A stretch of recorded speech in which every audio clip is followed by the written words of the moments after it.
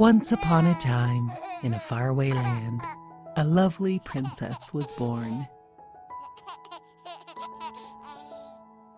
The king and queen named their daughter Aurora. They invited everyone in the kingdom to the palace to celebrate her birth. Everyone except for the evil fairy Maleficent. The wicked fairy was so mad about not being invited that she snuck in anyway, in a flash of lightning, and she put a curse on beautiful Princess Aurora. Before the sun sets on her 16th birthday, she will prick her finger on a spinning wheel and die. Then, Maleficent, in a flash of thunder, disappeared. Luckily, 3 good fairies were at the party, and they softened the curse with a prophecy that said, "If this will happen, you will only sleep, not die. Your sleep will be ended when your true love gives you a kiss." The 3 fairies disguised themselves as peasant women and agreed to raise Aurora in the woods to keep her identity a secret until the night of her 16th birthday. The years passed and Princess Aurora grew into a lovely girl. She only knew the 3 women as her aunts, not as fairies, and they called her Briar Rose. The evil fairy Maleficent was always looking for her, but never could find her.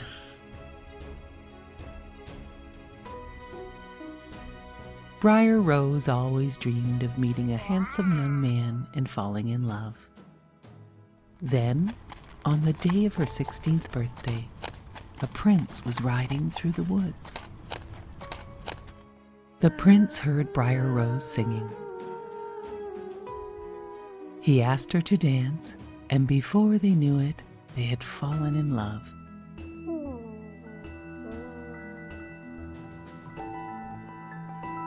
Briar Rose had no idea he was a prince from a nearby kingdom, and the prince had no idea that she was really a princess. The 3 aunts were busy baking Briar Rose's 16th birthday cake. Briar Rose returned to the cottage and told her aunts about the stranger she had met and danced with. The aunts told Briar Rose her real name was Princess Aurora, and she would be returning to the castle that evening.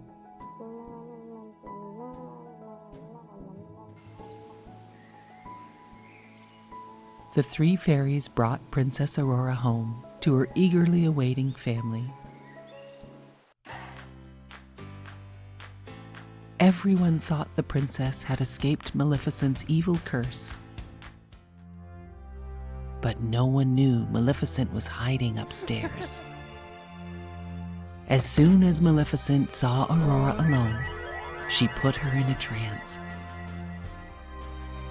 and led her into a room with a gleaming spinning wheel. "Touch the spindle, touch it," said Maleficent. Princess Aurora obeyed. She pricked her finger and fell to the floor. The 3 fairies found the sleeping princess and were heartbroken. They must now find the handsome stranger the princess had met in the woods.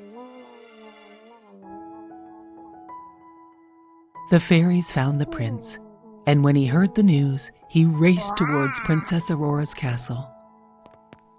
Maleficent was waiting to stop the prince, but she was no match for the prince, and he made his way to the peaceful, beautiful, sleeping Princess Aurora. He knelt by her side and gently kissed her. Slowly, Princess Aurora opened her eyes. She smiled when she saw the face of the handsome stranger from the forest. He was her true love. Aurora sat up and took his hand. The prince asked Aurora to be his bride. "Yes, of course," replied Princess Aurora. They would live in his grand castle, close to her parents and her fairy aunts. Princess Aurora and the prince lived happily ever after. Once upon a time, there was a man and his wife that had wanted a baby for so long, but had never had one. One day, the wife gave her husband the awesome news that they had waited so long for. They were going to have a baby. They lived in a house overlooking a big garden full of fresh vegetables and flowers. Sadly, the garden was protected by a high wall with barbed wire on the top. The mighty witch who lived there wanted no one in her garden. Everyone was very scared of the mighty witch. One day, the wife was so hungry for the fresh radishes. She saw them growing in the witch's garden, but she knew she could not have them. Although she really, really wanted them, she thought she might die if she did not have them. Her husband worried so much about her. She told him, "I think I will die unless I can have some of those radishes that grow in the witch's garden." Her husband waited for nightfall so he could climb over the wall to get her some of the witch's radishes.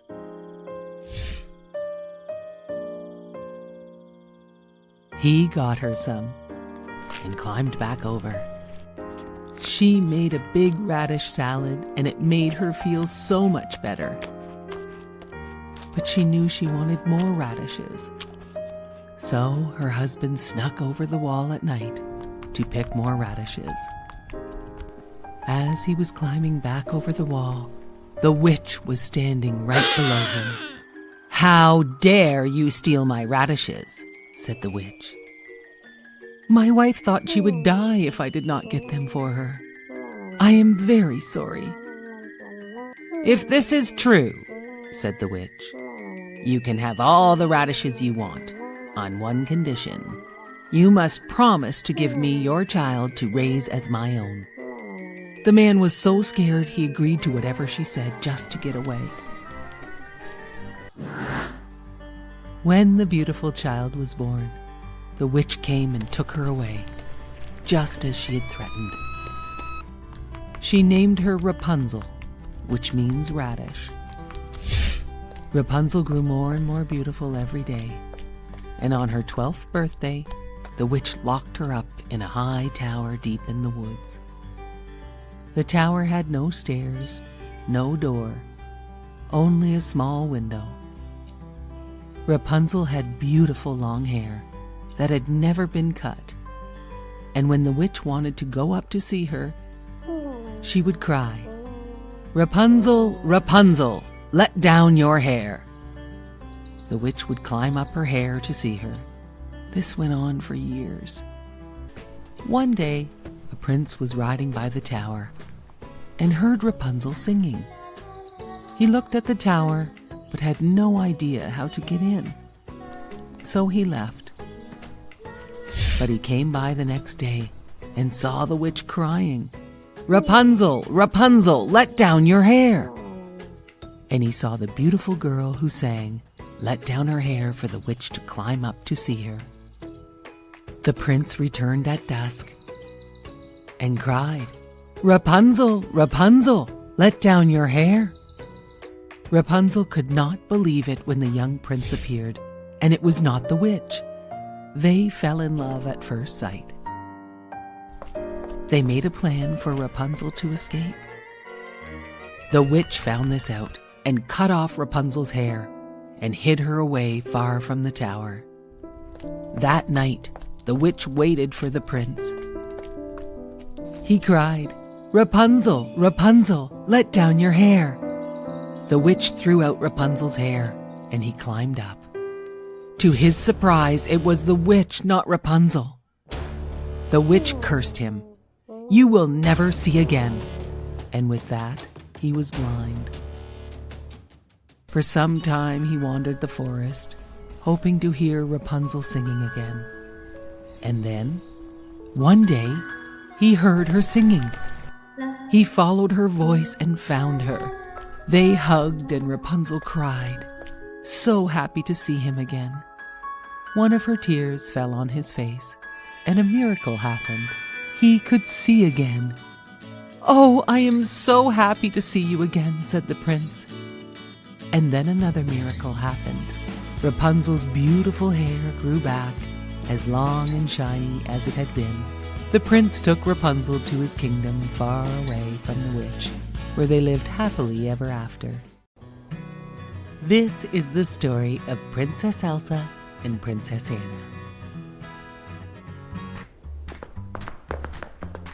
When they were little girls, they were best friends. Princess Anna was one of the only people in the world that knew Princess Elsa's secret. Elsa had the special power to make snow and ice. One night, Elsa used her secret power and filled the grand ballroom with snow so the sisters could play.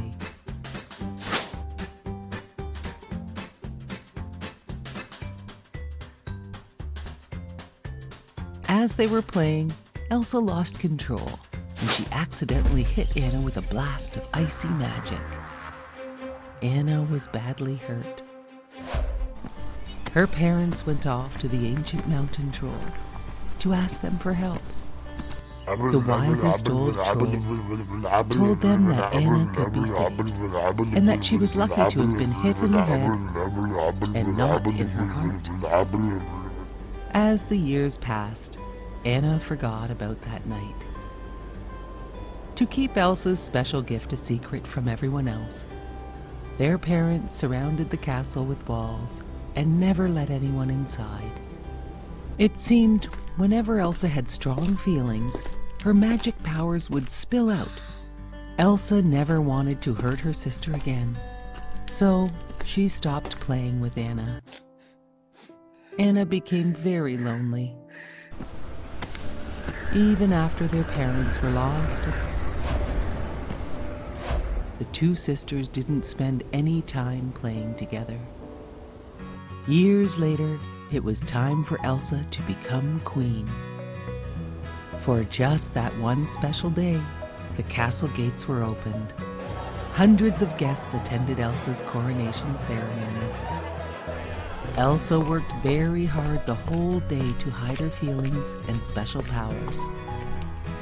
At the party, Anna danced with a handsome prince. He made her heart flutter. They fell in love and decided to marry.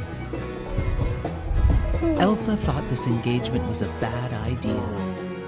Anna could not believe her sister, and they started arguing. As Elsa lost control and started to shout, her secret power was exposed. As ice shot from her hands, everyone stared in shock. Now they all knew her secret. Elsa ran out of the castle and fled to the mountains. It was summer, but Elsa's power had created a terrible winter storm. Anna felt terrible and ran off to find her sister, despite the bad winter storm. She met a magic snowman along the way named Olaf. Olaf knew where they would find Elsa and agreed to help. Olaf led Anna to a beautiful ice palace that Elsa had created with her powers. Inside, Anna found Elsa and told her about the terrible storm. Anna told Elsa she must come back and help, but Elsa did not want to hurt anyone, and they started fighting about her return. As they fought, a wave of magic burst from Elsa and struck Anna in the heart. Elsa knew what she had to do. She had to find the trolls and ask how to reverse the magic which was now freezing her sister. Olaf agreed to help. Elsa and Olaf found the ancient mountain troll, and he said, "Only an act of true love can thaw Anna's frozen heart." Elsa brought Anna back to their parents' castle to find the prince Anna was to marry, as he could save Anna with his true love. He laughed when he saw her and threw the sisters in the dungeon. "I only pretended to love her to get the castle and kingdom," said the prince. Afraid and locked in the dungeon, Elsa looked at her frozen sister. All of a sudden, the prince came in with a sword. He swung it at Anna, and the sword shattered on her frozen body. Elsa grabbed her and held her frozen sister tight, and suddenly, Anna began to thaw. As Olaf watched them, he remembered the wise old troll and what he said. An act of true love will thaw her frozen heart. The two sisters' love had saved them and their kingdom. They were best friends again. Even in the summer, Elsa always made Olaf snow so he could never melt. And now the castle gates were wide open. The evil prince was long gone, and they all lived happily ever after. A long time ago, a woodcutter lived on the edge of a large forest, with his two children, a girl named Gretel and his son named Hansel, and his wife who was the children's stepmother. They were very poor, despite all the hardcutter's hard work. One year there was a terrible famine, and there was not enough food for the whole family. One night, the stepmother told the woodcutter they must take Hansel and Gretel deep into the forest and leave them there. Hansel overheard them talking. He told Gretel the terrible plan. Then, Hansel had a great idea. He would fill his pockets with white pebbles to leave a path back to the house when this happened. The next morning, the stepmother said they all had to go into the woods to gather firewood. As they walked deeper and deeper into the woods, Hansel dropped his white pebbles to mark the path back to their house.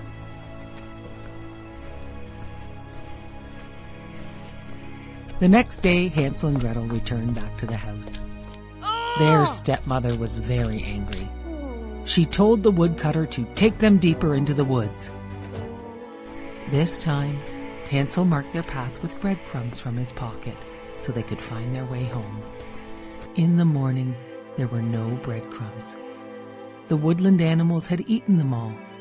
Hansel and Gretel began to walk through the forest, and suddenly, they could not believe their eyes. They found the most amazing house, made of gingerbread, with a roof of icing and windows made of sugar. They were so hungry, they broke off a piece of the house to eat. Then they heard a voice. "Nibble, nibble like a mouse. Who's that nibbling at my house?" The door opened, and an old woman leaning on a cane frightened Hansel and Gretel. The woman then smiled and invited Hansel and Gretel into her house for a delicious dinner of pancakes and apples. After dinner, she said they could stay for the night, and she made up the beds for them, as sweet and kind as any grandmother. The children had no idea the old woman was really a wicked witch. Before Hansel and Gretel awoke the next morning, the wicked witch carried Hansel to a cage she had built and locked him inside. "Now I can fatten you up so I can eat you." The witch made Gretel cook, so Hansel would grow plump. The children cried and begged to be set free, but the wicked witch just laughed at them. Every day the wicked witch, who could not see very well, wanted to feel Hansel's fingers through the bars of the cage, so she could feel how plump he was getting, plump enough to eat. But Hansel cleverly only gave her an old bone to feel. She thought he was always much too thin for her to eat. Weeks went by, and the witch was becoming impatient, as Hansel didn't seem to be growing any fatter. One morning, the witch ordered Gretel to make a fire in the oven. After a while, the witch said to Gretel, "Climb up into the oven to see if the fire is ready." Gretel asked, "But how can I get into the oven to see?" The witch was impatient and climbed up herself to show Gretel how to look at the fire. Quick as a wink, Gretel shoved the old witch into the oven. Then she banged the door shut. Gretel ran over to free Hansel from the cage, They now had nothing to be afraid of. They explored the witch's house and found jewels and gold coins in every corner. Hansel and Gretel filled their pockets with all the riches and gold coins, and they set out to find their way home. They walked for a long time and finally came to the edge of a big lake. "How can we ever cross without a bridge or a boat?" said Hansel. "Here comes a swan," said Gretel. "I will ask her to help us." The beautiful swan agreed to carry them across the lake. Once they were on the other side, they recognized the forest edge, and they began to run down the path towards home. When the woodcutter saw them running towards him, he cried tears of joy for seeing his children. He did not have a moment of peace since he had left them in the forest. His wife had died while they were gone. The children emptied their pockets of all the gold, rubies, and diamonds. The father could not believe his eyes. The woodcutter, Hansel and Gretel all lived happily ever after, with the help of the witch's gold and treasures.